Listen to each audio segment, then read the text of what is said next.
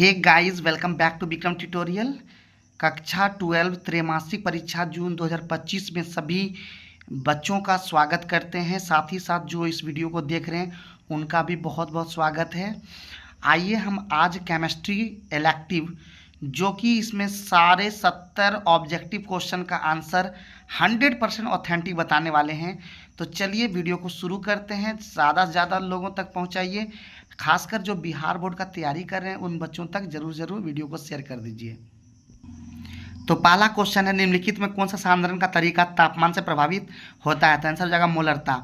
और एक चीज़ और बता दें कि अगर कोई डिटेल से इसका सॉल्यूशन जानना चाहते हैं कमेंट करके बताइए, ताकि हम नेक्स्ट वीडियो में डिटेल से बताने का प्रयास करेंगे। केमिस्ट्री का लगातार वीडियो आ रहा है मेरे चैनल पर, तो ज़्यादा से ज़्यादा लोगों तक पहुँचाने का प्रयास कीजिए।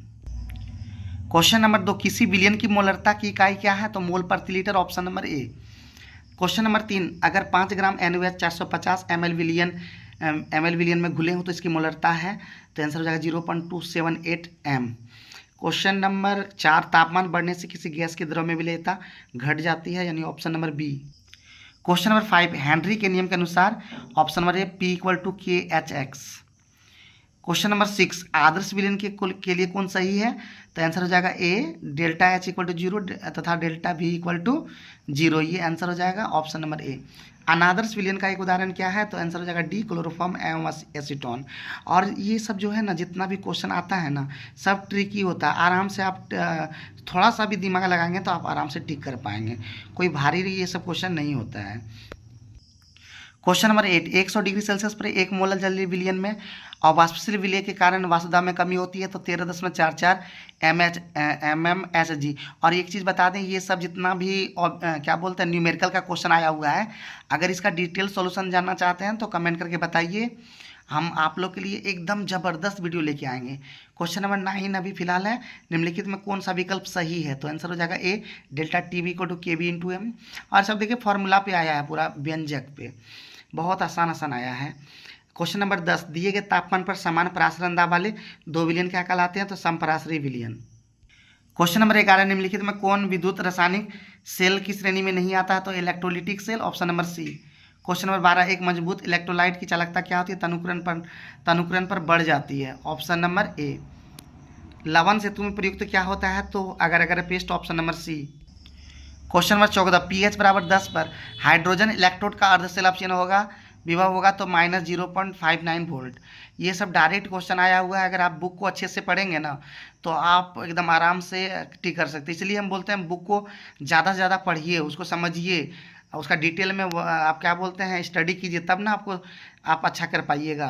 क्वेश्चन नंबर 15, H2/H+, उसके बाद सॉल्ट ब्रिज Ag+/Ag सेल का मानक इलेक्ट्रोड विभव है, तो आंसर हो जाएगा 0.8 वोल्ट। ये इसका जो मानक इलेक्ट्रोड विभव सबका याद कीजिए, जैसे Ag का, AU का, ये सब का दिया हुआ है बुक में, तो वो सारे श्रेणी याद कर जाइए, आप देख लीजिएगा एक बार अच्छे से। उसके बाद क्वेश्चन नंबर 16, एक सेल में रिडॉक्स अभिक्रिया की व्यवहार्यता के लिए विद्युत वाहक बल होना चाहिए कितना? तो धनात्मक होना चाहिए। और अगर यही चीज़ विद्युत वाहक बल की जगह में गिब्स ऊर्जा वाला रहता तो वहाँ पर ऋणात्मक होता। क्वेश्चन नंबर 17, निम्न में कौन विद्युत अपघटय है? तो आंसर हो जाएगा एसिटिक अम्ल। क्वेश्चन नंबर 18, निम्नलिखित में कौन सा धातु उसके लवण के जलीय विलयन के विद्युत अपघटन पर प्राप्त नहीं की जा सकती है? तो आंसर हो जाएगा मैग्नीशियम। ठीक है, ऑप्शन हो जाएगा मैग्नीशियम, ऑप्शन नंबर डी। विद्युत अपघटन के दौरान विसर्जित आयन की मात्रा प्रत्यक्ष रूप से अनुपातिक नहीं होता है, तो प्रतिरोध के धारा के समय के आयन के रासायनिक समतुल्यांक होता है, क्योंकि सारा चीज़ फॉर्मूला पे है। अगर बोलिएगा तो बोले ना, डिटेल में लाने का प्रयास करेंगे। अगर आप लोग कमेंट कीजिएगा, ज़्यादा से ज़्यादा अगर कमेंट आएगा तो निश्चित रूप से हम लाने का प्रयास करेंगे। क्वेश्चन नंबर 20, 1 मोल MnO4- को Mn2+ में बदलने के लिए कितने फैराडे की आवश्यकता होती है? तो आंसर हो जाएगा 5, ऑप्शन नंबर डी। अभिक्रिया गतिकी के अध्ययन को क्या कहा जाता है? तो इनमें से सभी हो जाएगा। अभिक्रिया की दर भी कहा जाता है, अभिक्रिया क्रियाविधि भी कहा जाता है, अभिक्रिया की दर को प्रभावित करने वाले कारक भी कहा जाता है, तो इनमें सभी आंसर हो जाएगा। क्वेश्चन नंबर 22, अभिक्रिया दर स्थिरांक को अभिक्रिया दर के रूप में परिभाषित किया जा सकता है जब प्रत्येक अभिकारक सांद्रता होती है, तो 0 आंसर हो जाएगा इसका। आगे बढ़ते हैं, प्रथम क्रम की अर्धायु पर तापमान का क्या प्रभाव पड़ता है? तो आंसर हो जाएगा घटता है, ऑप्शन नंबर बी। अब है क्वेश्चन नंबर 24, एक प्रथम क्रम की अभिक्रिया जो 30 मिनट में 30% पूर्ण हो जाती है उसका अर्धायुकाल होता है तो 58.2 मिनट। और ये सब का कैलकुलेशन करना पड़ेगा, इसलिए तो बोल रहे हैं ज़्यादा ज़्यादा कीजिएगा तभी इसका वीडियो आएगा, प्रॉपर ढंग से आएगा। एक एक न्यूमेरिकल का हम पोस्टमार्टम कर देंगे, ठीक है। क्वेश्चन नंबर 25, किसी प्रदत्त अभिक्रिया के लिए T half equal to 1/k है तो उस अभिक्रिया का क्रम क्या होगा, तो हो जाएगा 2, ऑप्शन नंबर डी। आगे बढ़ते हैं, कौन सा ग्राफ शून्य क्रम की अभिक्रिया का प्रतिनिधित्व करता है, तो आंसर हो जाएगा बी। आगे है क्वेश्चन नंबर 27, प्रथम क्रम अभिक्रिया के वेग इस तरह की इकाई क्या होगी, तो हो जाएगा आंसर पर सेकेंड। आगे है आर्यनीय समीकरण के अनुसार हमारा जो समीकरण होता है k बराबर a(e⁻a/r_t। क्वेश्चन नंबर 29, प्रथम क्रम अभिक्रिया का उदाहरण क्या है, आंसर हो जाएगा D 2H2O2 equal 2H2O plus O2। आगे बढ़ते हैं, इनमें से कौन सा सही है, तो हो जाएगा delta G not equal to -NFE नोट। क्वेश्चन नंबर 31, निम्नलिखित में कौन सा यौगिक ऑटोमोबाइल रेडिएटर में एंटी फ्रीज के रूप में इस्तेमाल किया जा सकता है, तो आंसर हो जाएगा ethylene glycol, option number B. यहाँ पे सिर्फ ग्लाइकोल दिया हुआ है। आगे है 32 नंबर, 6.02 × 10⁻23 यूरिया अणु अपने 100 मिलीलीटर घोल में है तो घोल की सांद्रता कितना हो जाएगा, 0.01 m। और ये सारा न्यूमेरिकल एकदम अच्छे से आप लोग को बताएंगे, कमेंट कीजिएगा। तो क्वेश्चन नंबर 33, 1.00 m जलीय विलयन में विलेयकांश क्या है, तो 0.0177। क्वेश्चन नंबर 34, यदि तनु विलयन की मोललता दुगुनी कर दी जाए तो मोलर अवनमन स्थिरांक का मान कितना होगा, तो अपरिवर्तित, ऑप्शन नंबर सी। आदर्श विलयन के लिए सही विकल्प क्या है, तो आंसर हो जाएगा D delta H equal to 0, ये वाला आंसर हो जाएगा। 36 नंबर, वह मिश्रण जो अधिकतम क्वथनांक वाला एजोट्रोप बनाता है, पानी प्लस नाइट्रिक अम्ल, option number B. Question number 37, 25 degree Celsius तापमान पर उच्चतम ऑस्मोटिक दबाव निम्नलिखित में किसके 0.1 m विलयन द्वारा प्रदर्शित होगा, तो CaCl2, ऑप्शन नंबर ए।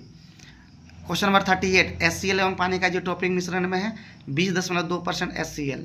क्वेश्चन नंबर 39, यदि 3 ग्राम अवाष्पशील विलय को 200 ml विलयन पानी में घुलाया जाए तो पानी का क्वथनांक 100 डिग्री सेल्सियस से 100.25 डिग्री सेल्सियस हो जाता है। विलय का आणविक भार क्या होगा, जल के लिए Kb का मान दिया हुआ है, तो इसका आंसर मेरे अनुसार 36 होना चाहिए, लेकिन ऑप्शन में ऐसा नहीं है, तो इसका आंसर आप लोग कमेंट करके बताइएगा। आगे बढ़ते हैं, क्वेश्चन नंबर 40, HCl CSO4 एवं K2SO4 के 0.1 m जलीय घोल का हिमांक में अवनमन का अनुपात है, तो इसका आंसर हो जाएगा ऑप्शन नंबर ए 1:1.5। आगे है क्वेश्चन नंबर 41, जब 45 ग्राम अवाष्पशील विलय को 600 ग्राम जल में घुलाया जाता है तो हिमांक 2.2 केल्विन में कमी हो जाता है, तो विलय का मोल द्रव्यमान क्या है, तो 63.4। आगे है आपका BaCl2 NaCl एवं ग्लूकोज के समोलर विलयनों का ऑस्मोटिक दाब का क्रम क्या होगा, तो BaCl2 greater than NaCl greater than C6H12O6, ये हो जाएगा ऑप्शन नंबर ए। निम्नलिखित में नेक्स्ट 43 नंबर, निम्नलिखित में किसके लिए सममोलर जलीय विलयन का क्वथनांक हिमांक उच्चतम होगा, तो आंसर हो जाएगा डी C6H12O6। क्वेश्चन नंबर 44, पानी में एक नॉन इलेक्ट्रोलाइट के 0.05 विलयन के हिमांक बिंदु क्या होगा, तो -0.093 डिग्री सेल्सियस। शुद्ध जल की मोलरता क्या होगी, तो सबको पता है 55.5 m, ऑप्शन नंबर सी। निम्नलिखित में कौन सी धातु अम्लों से H2 अथवा अपने यौगिकों से H2 उत्सर्जित नहीं कर सकती है, Hg, ऑप्शन नंबर ए। क्वेश्चन नंबर 47, यहाँ पे देख रहे हैं क्वेश्चन को, इसका आंसर हो जाएगा 47 का आंसर हो जाएगा ए 1.10 वोल्ट। क्वेश्चन नंबर 48 का जो आंसर हो जाएगा option number C 0.404 volt. Question number 49, fuel cell के लिए निम्नलिखित में कौन सा कथन सत्य है, तो इसका आंसर हो जाएगा डी इनमें से सभी। वे अधिक कुशल हैं, वे प्रदूषण से मुक्त हैं, वे तब तक चलते हैं जब तक अभिकारक सक्रिय है। आगे है निम्नलिखित में कौन सा अत्यधिक संक्षारक लवण है, आंसर हो जाएगा DHgCl2। क्वेश्चन नंबर 51, विद्युत अपघटन के दौरान कैथोड पर मुक्त किया गया स्पीशीज क्या है, तो कैटायन है। क्वेश्चन नंबर 52, AgNO3 विलयन में 108 ग्राम Ag जमा होने के लिए कितना विद्युत चाहिए, तो 1 फैराडे, ऑप्शन नंबर सी।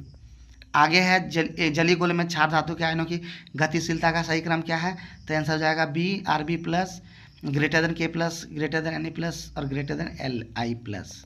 उसके बाद है 54 नंबर, निम्नलिखित में कौन सा विद्युत का संचालन करता है, तो संगलित NaCl, ऑप्शन नंबर ए।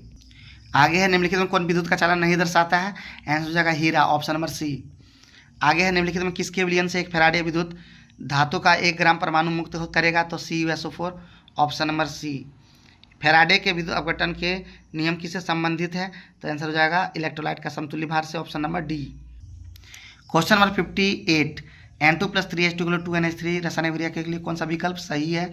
तो आंसर हो जाएगा आपका बी और डी इसके अनुसार होना चाहिए था, लेकिन चूंकि ऑप्शन में ऐसा नहीं है, 2 ऑप्शन यहाँ पे करेक्ट होना चाहिए। 58 का बी और डी जो भी टिक किए होंगे बिल्कुल सही है। आगे बढ़ते हैं 59 नंबर, जब अभिकारक की प्रारंभिक सांद्रता दोगुनी हो जाती है तब शून्य क्रम अभिक्रिया का अर्ध जीवन काल होता है, तो दोगुना, option number B. Question number 60, 2A+B=3C+D अभिक्रिया के लिए निम्नलिखित कौन सा अभिक्रिया वेग को अव्यक्त नहीं करता? तो आंसर हो जाएगा सी -D कंसंट्रेशन C/dt। ये चूंकि प्लस होना चाहिए था यहाँ पे। आगे बढ़ते हैं 61 नंबर, 3A=2B अभिक्रिया में dB+dB/dt अभिक्रिया के वेग का बराबर क्या है? तो आंसर हो जाएगा C -2/3 D concentration d/dt, option number C. Question number 62, यदि अभिक्रिया H2+I2 के लिए वेग स्थिरांक 49 है तो अभिक्रिया 2HI H2+I2 के लिए वेग स्थिरांक क्या होता है? 1/49, option number B. Question number 63 में बोल रहा है निम्नलिखित में कौन सा सूत्र प्रथम क्रम की अभिक्रिया का प्रतिनिधित्व करता है? डायरेक्ट फॉर्मूला है तो K=2.303/T log A/A-x, option number C. Question number 64, किसी अभिक्रिया का वेग इस प्रकार व्यक्त होता है, यहाँ पे देख सकते हैं इस अभिक्रिया कोटि क्या होगा? आंसर सिंपल है, आंसर हो जाएगा बी, ऑप्शन नंबर बी हो जाएगा 3। क्वेश्चन नंबर 65, प्रथम क्रम की अभिक्रिया का 99% भाग 32 मिनट पूरा हो गया, 99.9% अभिक्रिया कब पूरी होगी? तो 48 मिनट में सब जो है न्यूमेरिकल बनाने सीखना पड़ेगा।